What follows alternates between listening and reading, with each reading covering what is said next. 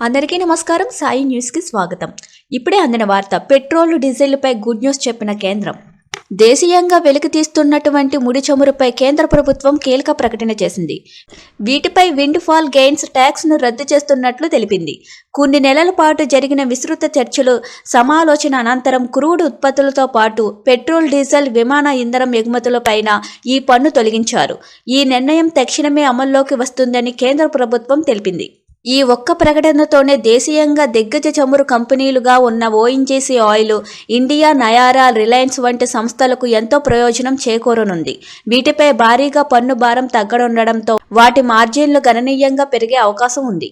అంతర్జాతీయ మార్కెట్లలో చమురు ధరలు భారీగా దిగొస్తుండడంతోనే కేంద్రం విండ్ ఫాల్ ట్యాక్స్ తొలగిస్తున్నట్లు నిర్ణయం తీసుకుంది.